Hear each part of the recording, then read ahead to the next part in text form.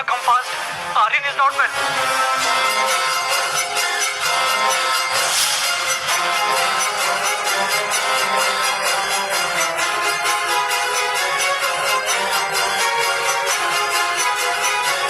सनी दरवाजे पर रोहित का इंतजार कर रहा था। रोहित सीधा बेडरूम की तरफ भागा और वहां रोहित ने जो देखा वो उसकी समझ से बाहर था। आर्यन गहरी नींद में था और वो नींद में एक ही चीज बोले जा रहा था, अम्मा, चॉकलेट आइसक्रीम। अम्मा, चॉकलेट आइसक्रीम।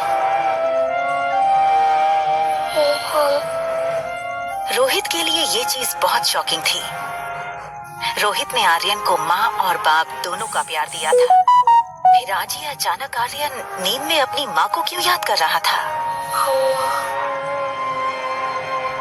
ब्रो, मैंने ना इंटरनेट पे एक वीडियो देखा था जिसमें एक लेडी 7 साल के बच्चे को ये यकीन दिलाती है कि पिछले जन्म में वो उसका बेटा था और वो बच्चा अपनी असली माँ को छोड़कर उस लेडी के साथ चला जाता है। तुम कहना क्या चाहते हो? ब्रो, वो सामने वाली ब्यूटीफुल सी थी, उनसे मिलने के बाद आर्यन का बिहेवियर काफी चेंज हो गया है। तुमसे कितनी बार कहा है कि टेक्नोलॉजी का सही इस्तेमाल किया करो। दिन भर या तो वीडियो गेम्स खेलते रहते हो या फिर ये वाहियात वीडियोस देखते रहते हो। तुम्हारे भी सोने का वक्त हो गया, जाके सो जाओ। सनी की बात रोहित के दिल में शक गड़ा चुकी थी। क्या सचमुच वो लड़की आर्यन के इमोशंस के साथ खेलकर उस तक पहुंचना चाहती थी? क्या वो सिर्फ एक कोइंसिडेंस था? एक तरफ आर्यन के मुंह से मम्मी सुनकर रोहित परेशान था और दूसरी तरफ अनिका सोच रही थी कि आखिर उसके खोए हुए बेटे को कैसे ढूंढे, किससे मदद मांगे। इन 6 सालों में अनिका ने सारे गुमशुदा बच्चों की पूरी जानकारी इकट्ठा की हुई थी। अनिका उस इंसान तक पहुंचना चाहती थी जिसने उसके बेटे को हॉस्पिटल से किडनैप किया था, लेकिन कोई भी सुराग उसके हाथ नहीं लग रहा था। एक बार उसने बैंगलोर से कॉल करके मनाली पुलिस को कंप्लेंट की थी, मगर छानबीन में पाया गया कि ना तो हॉस्पिटल में उसके जुड़वा बच्चे पैदा होने का कोई रिकॉर्ड था और ना कोई गवाह था जिससे ये साबित होता कि अनिका ने जुड़वा बच्चों को जन्म दिया था।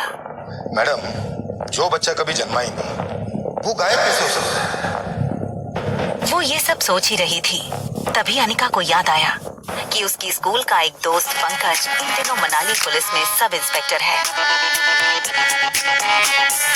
हेलो पंकज, अनिका बोल रही हूँ। Hi Anika, how are you? Anika ने पंकज को अपनी कहानी बताई कि कैसे एक आदमी ने डिलीवरी के तुरंत बाद हॉस्पिटल से उसका बच्चा चुराया था। प्लीज कुछ करो ना, कोई तो रास्ता होगा जिससे मैं अपने बेटे तक पहुंच सकूं। पंकज पहले से ही इस केस से वाकिफ था। देखो अनिका, ऑफिशियली मैं तुम्हारी कोई मदद नहीं कर सकता क्योंकि कहीं भी कोई भी ऐसा रिकॉर्ड नहीं है जिससे ये साबित हो कि तुम्हारे जुड़वा बच्चे हुए थे। I'm really sorry Anika. Anika का दिल बैठ सा गया। उसके बेटे तक पहुंचने की उसकी उम्मीदें कम होती नजर आ रही थी। देखो अनिका, मैं एक बात कह सकता हूँ ऑफ द रिकॉर्ड, मनाली में जितने भी बुरे काम होते हैं, चाहे वो किडनैपिंग ही क्यों ना हो, इन सब के पीछे कहीं ना कहीं तुम्हारे ससुराल वालों का हाथ होता ही होता है। टोकरा खाना। पंकज के फोन रखने के बाद से अनिका गहरी सोच में डूब गई कि डोगरा खानदान से उसके बेटे की इंफॉर्मेशन आखिर कैसे निकाली जाए। तभी उसे एक आइडिया आया और उस आइडिया का नाम था Kunal Dogra. Hi miss gorgeous.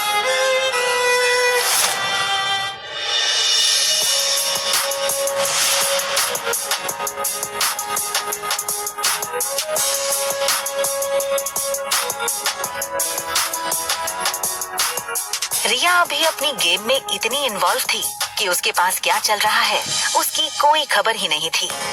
देखो बेटा, मम्मी 2-3 घंटे में आ जाएगी। अगर किसी भी चीज की जरूरत पड़े ना तो होटल के रूम सर्विस को कॉल कर देना। ओके? Bye bye. रिया छोटी थी लेकिन अपनी उम्र के बच्चों से काफी ज्यादा स्मार्ट थी। उसको अक्सर अकेली रहने की आदत थी।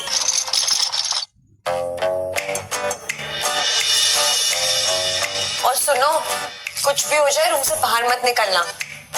हमारे रूम के सामने ही ना एक छोटा पागल और एक बड़ा पागल रहता है, ठीक है? नहीं जाऊंगी। Love you. Bye bye.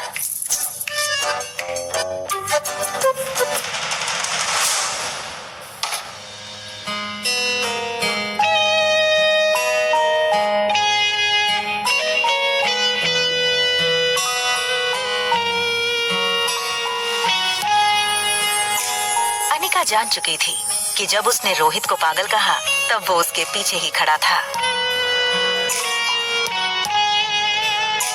Anika सोच रही थी कि दूसरी लिफ्ट ले लूंगी, तभी लिफ्ट मैन ने कहा प्लीज कम इन मैडम। ना चाहते हुए भी अनिका को वही लिफ्ट में जाना पड़ा।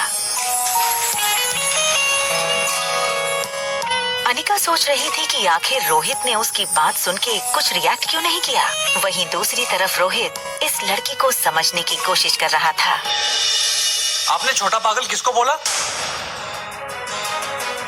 आपके होटल में रहने वाले मेहमानों की प्राइवेसी का बिल्कुल ख्याल नहीं रखा जाता क्या? हमारी होटल मनाली की सबसे सेफ और सिक्योर होटल है। इतनी सिक्योरिटी के बावजूद ना कल मेरी चॉकलेट आइसक्रीम चोरी हो गई थी। इनफैक्ट कुछ डाकू आए और मेरी आइसक्रीम लूट के चले गए। एक्सक्यूज मी, आपने हमें डाकू बोला? हाँ बोला, क्योंकि कल तुम्हारी वजह से पहली बार मैं अपनी बेटी को दिया हुआ प्रॉमिस पूरा नहीं कर पाई। क्या मतलब? वो चॉकलेट आइसक्रीम आप अपनी बेटी के लिए लाई थी?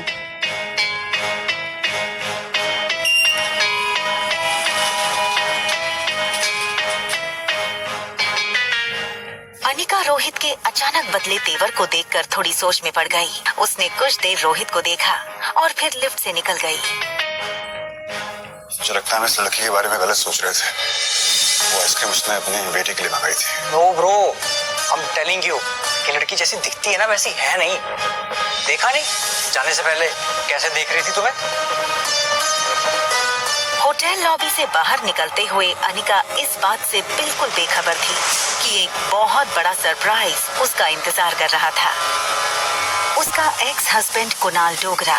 कुणाल सुबह से वेटिंग एरिया में अनिका का ही इंतजार कर रहा था, लेकिन उसको देखते ही उसने बहाना बनाते हुए कहा, व्हाट अ सरप्राइज। देखिए ना, मैं यहाँ पे किसी से मिलने आया था और किसे पता था कि आप मिल जाएंगी।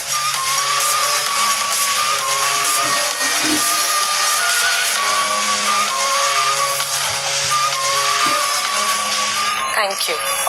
My pleasure. वैसे यहाँ पास में ना एक बहुत अच्छी कॉफी शॉप है, तो क्या आप मेरे साथ कॉफी पे इफ यू चल सकते हैं? अनिका ने हाँ कर दी।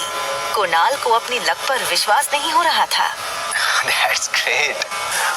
लेकिन कितनी अजीब सी बात है ना कि हम लोग लगातार 2 दिन से मिल रहे हैं, लेकिन एक दूसरे का नाम ही नहीं जानते हैं अभी। अब वैसे hi, my name is Kunal Dogra and yours?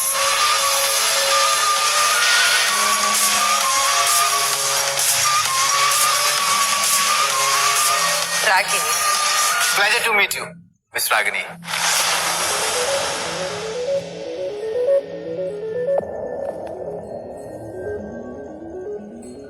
देखा, मैंने कहा था ना ब्रो, हमें लड़कों को फंसाने की आदत है इस लड़की की। और होटल में चेक इन के टाइम इसने अपना नाम अनिका बुलेरिया बताया था। भैया यू शुड बी केयरफुल। हमें और आर्यन को ना इस लड़की से बच के रहना चाहिए।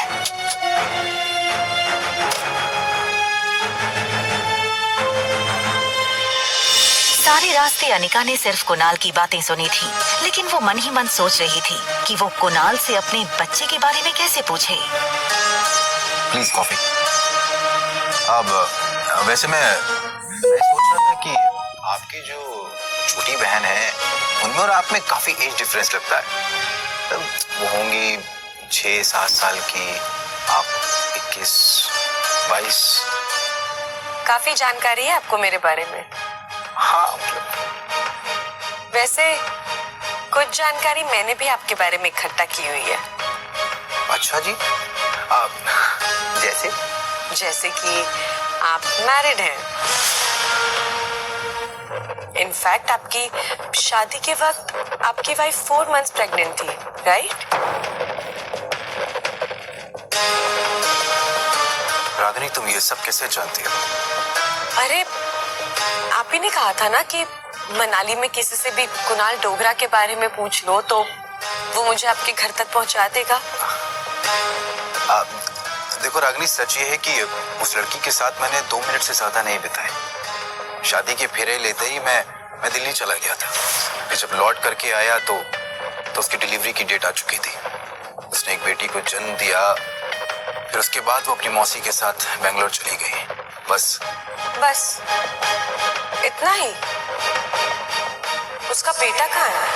ये सुनकर कुणाल एकदम से सुन्न हो गया। उसकी आवाज जैसे उसके हलक में अटक गई हो।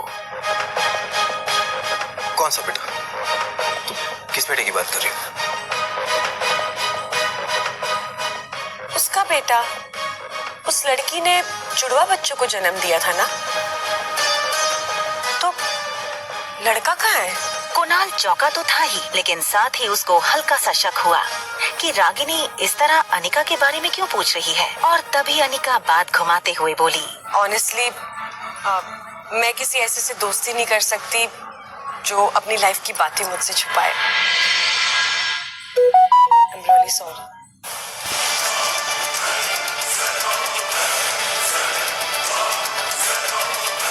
रागिनी, मैं बताता हूँ। क्या आज अनिका को अपने खोए हुए बेटे के बारे में पता चल जाएगा?